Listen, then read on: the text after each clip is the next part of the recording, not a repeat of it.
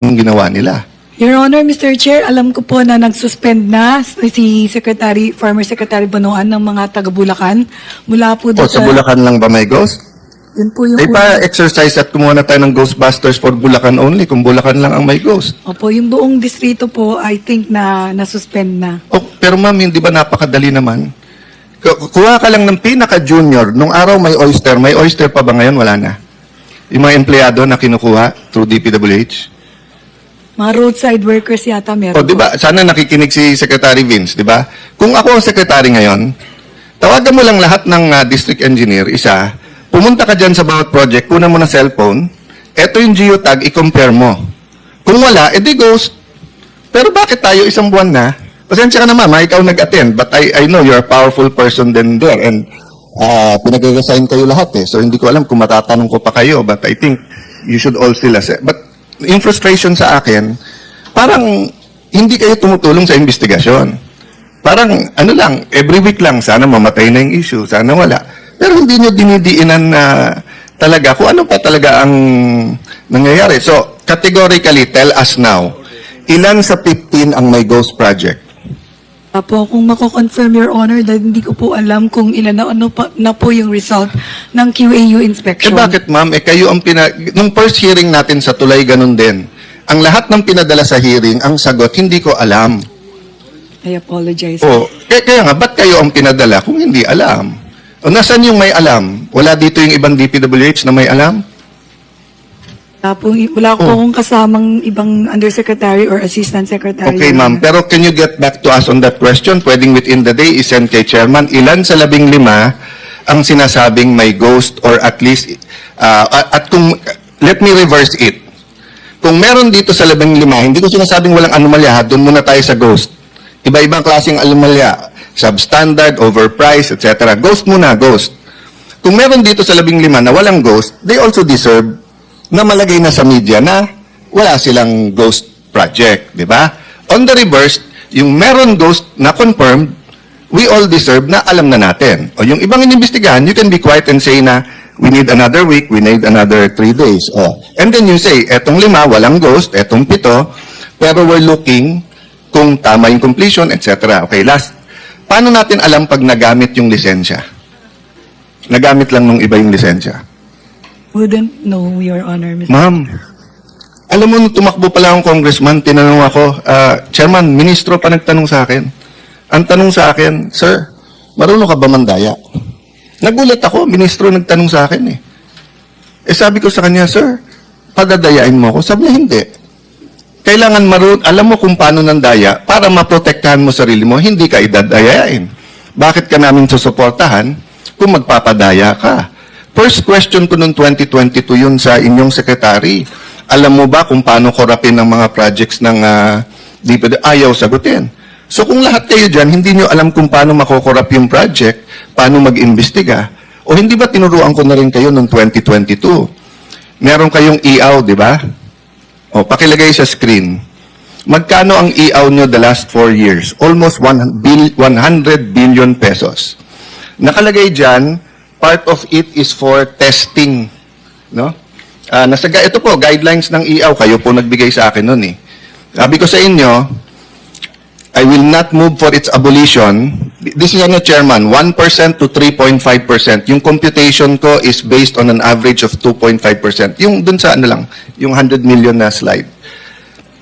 Di ba ang usapan natin noong 2022 hearing, i-require nyo ng checklist ang bawat kontratista at isusure nyo na yung SSS, Pag-ibig at PhilHealth ay babayaran.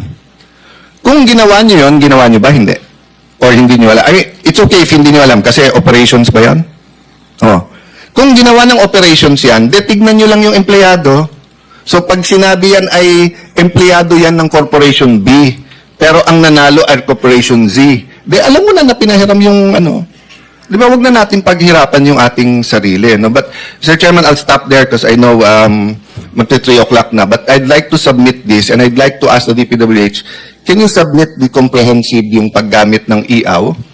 And bakit nga wala yung testing? Number 2, dun sa mga sinabi na ni Senator Lacson or sinabi ng kahit sinong senador or nabukon nyo na ghost, ibigay nyo sa amin yung kopya ng geotagging at sino nakapirma doon sa mga yon, di ba? Last talaga, Mr. Chairman, is COA here? Yes. So, ma'am, doon sa mga may ghost na nabayaran, are we also looking already into sinong auditor doon? Opo, Your Honor. Okay.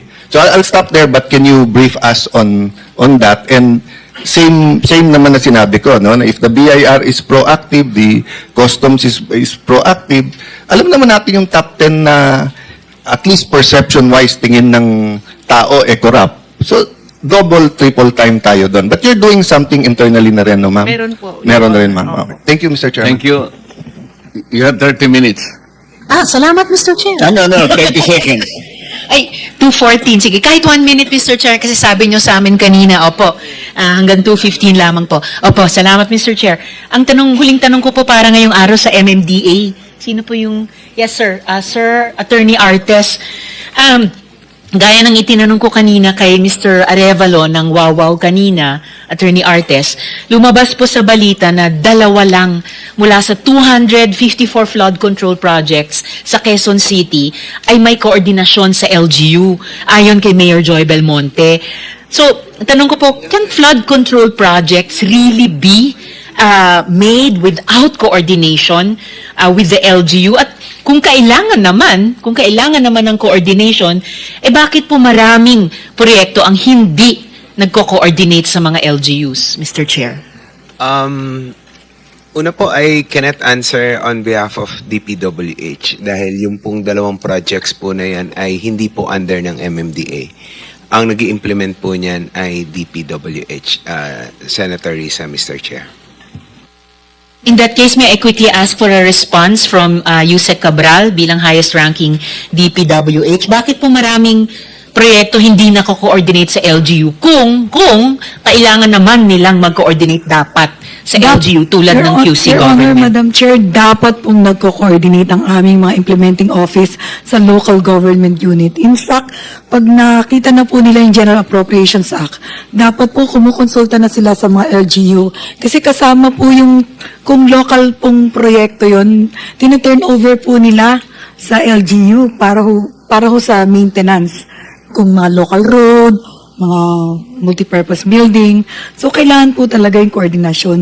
Ang presumption po ng central office, kapag ka po nagpatupad kayo, kasi kailangan po yung mga permit yata. Permit, sa probinsya po, permit to quarry pa yung mga iba. So, alam ko po may koordinasyon. Sa Metro Manila po, andito naman po yung regional director namin. Dapat po, mandato po sila na mag-coordinate sa local government unit. Kung dapat po, bakit hindi ginagawa? In the case of QC, 1% lang sa flood control projects ang kino-ordinate kina Mayor Joy sa Quezon City Siguro po, Hall. Madam Chair, kailangan natin tanungin kung bakit ang implementing office. Dahil sa amin po sa central office, lagi po naming nire-remind sa mga regional directors meeting na makipag-coordinate kayo sa local government unit. Lalong-lalo na po kung yan ay mga flood control, kung kinakailangan po na nandyan, kailangan din po na nasa tamang location. Yan po. May mga instruction naman po. Pwede po bang itanong, Mr. Chair, sa NCR, DPWH? A quick answer dito sa unang tanong ko sa MMDA at DPWH. Very, very quick kasi kailangan po natin Thank you, Mr. magmadali. Chair. Andito po yung regional director ng National Capital Region namin, Your Honor, Mr. Chair. This is the question. The question, Chair, ay kung dapat, ayon sa DPWH National, dapat nagko-coordinate sa mga local government units para sa mga flood control projects. Bakit 1% lang ng flood control projects sa Quezon City ay yun lamang ang kino-ordinate sa Quezon City government, ayon kay Mayor Joy, Mr. Chair? Calls for an answer of yes or dapat ba o hindi? Dapat po, Your Honor. Okay. Opo, sinabi na po yan ng National, Mr. Chair, pero bakit hindi, yung 99% hindi daw kino-ordinate sa Quezon City government, sir? Most of the projects implemented by the District Engineering Office, usually naman po, sumusulat po, paglabas po ng GAA, sumusulat po yung mga district engineers sa mga LGU.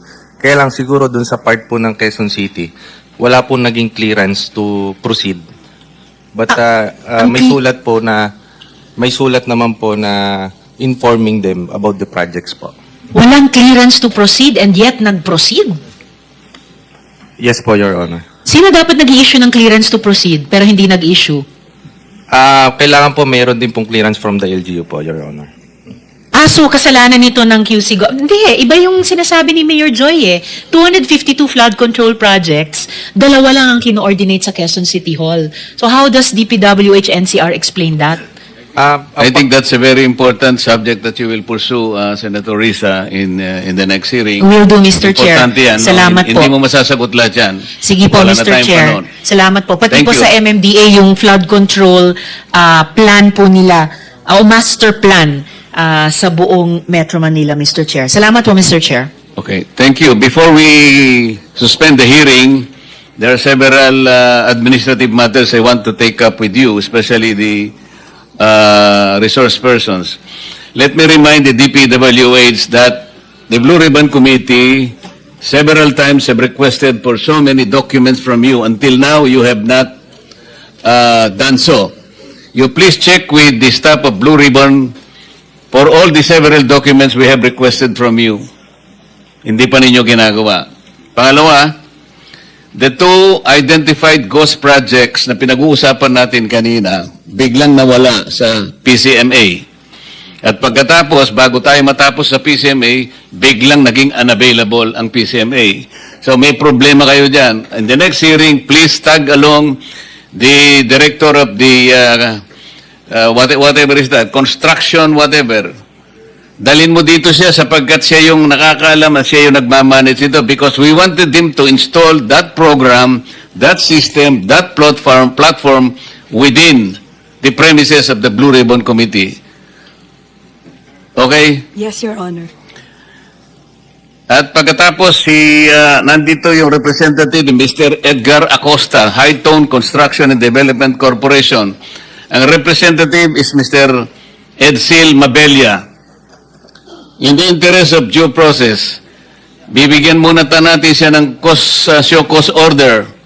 Kayo na po ang magsabi sa kanya that this committee issued a show cause order for him to explain his absence today, failing which he will be held in contempt, and failing which again, a warrant of arrest will be issued against him. That is very clear. If that is very clear, Mr. Chair, isa pang request sa Chair for the next hearing po. okay. Kung maaari pong maimbita ng komite ang AMLAC dumalo sa susunod na hearing. Yes, actually, Ay, that was Mr. the Chair. idea. Salamat, The Mr. AMLAC Chair. will be invited in the next hearing. So, Director General, is it all right that we suspend the hearing for the time until next week? Anong araw kaya yun? Ha? Until September 8, 2025. Thank you very much to all the participants.